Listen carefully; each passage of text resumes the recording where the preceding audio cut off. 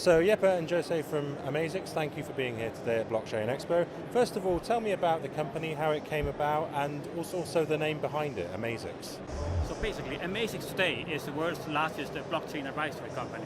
So we are global, we have more than 100 people in our team, and we're covering all time zones 24/7. That is very important to understand why we became AmaZix, because it all started with community management and the Bancor project. And based on the Bancor project, a lot of new projects came to the founders of AmaZix, and there were 6 founders, and what they did was pretty amazing, so it became AmaZix, and that is why we today is AmaZix. And so tell me what you do in terms of the projects that you lay out for your customers, in terms of the set of services that you offer for them.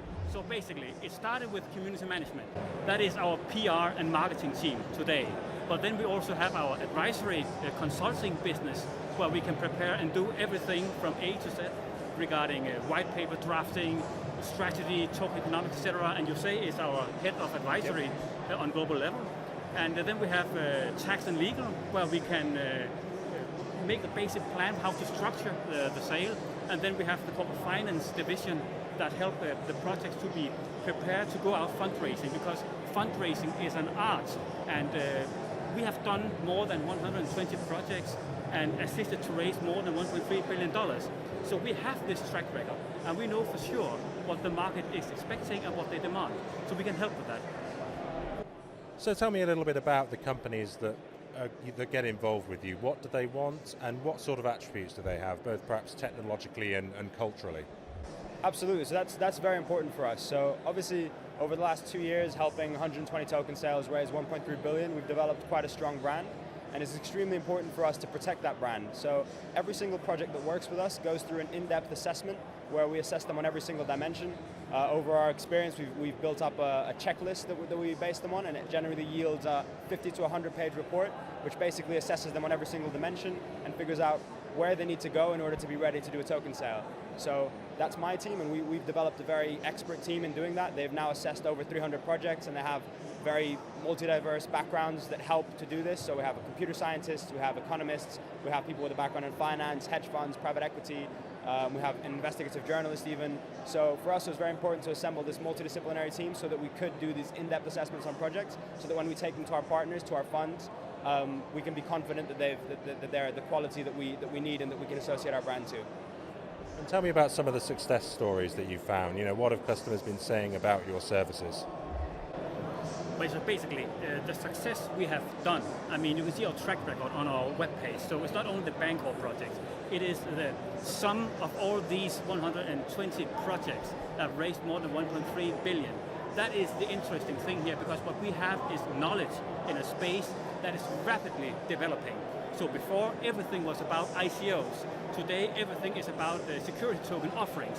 So we are going from this, I would say, Wild West into this more regulated space. And that is also influencing the way we are doing our business now, because now we are building this regulated umbrella. So we can both do the PR and marketing, we can do the advisory side, we can do the tax and legal and the corporate finance. So in order to accommodate that, we have built this umbrella, so all projects out there can basically go to AmaZix, apply to be a client, because you need an assessment to be a client at us, because we pick who we want to work with. But if you are working with us, then we can assist you with the project management. And you're also welcome to bring in your own lawyer or your own PR marketing company. We don't care. For us, it's all about bringing the best cases and our solutions to the table, and then help every project to be a success. Just to add on that, that's a very important point for us. We're not one of these agencies that tries to do everything in-house.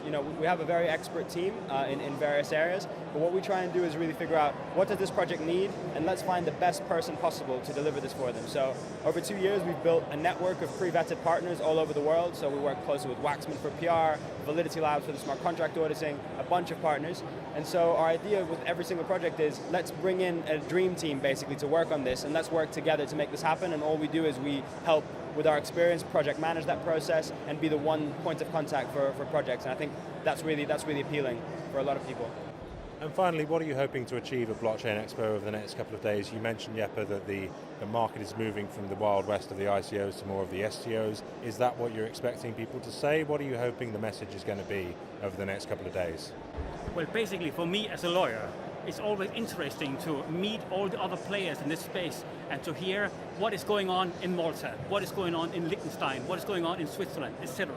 Because what we really try to do here is to tailor-make these solutions, where we take the best things from every jurisdiction and then see, okay, how can we facilitate this? But definitely, regulation and how to plan and legal structuring it, that is the hot topic at the moment.